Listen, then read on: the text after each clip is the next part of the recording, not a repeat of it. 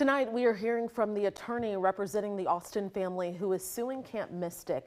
Will and Cece Stewart's 8-year-old daughter, Cecilia, also known as Cile, remains missing 7 months since the devastating flood in Kerr County. Now, the family filed a wrongful death lawsuit in Travis County this week. The Stewarts say the owners waited more than an hour before they attempted to evacuate the young girls. Today, the family's attorney told KXAN they also want the court to stop the camp from reopening until the investigations are over.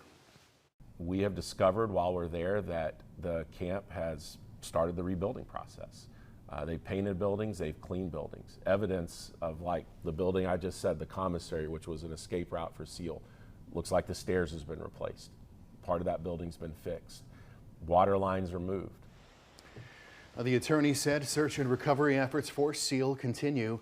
The family says they are grateful for the governor, lieutenant governor, and the state for those resources. 25 campers, 2 counselors, and the owner of the camp died. An attorney for Camp Mystic provided a statement in response to the lawsuit saying, quote, "We empathize with the families of the campers and counselors and all the families in the Hill Country who lost loved ones in the horrific and unprecedented flood of July 4th. It continues, quote, "We are devastated by the deaths of our campers and counselors, and we continue to pray for God to comfort and support their families in their unfathomable grief."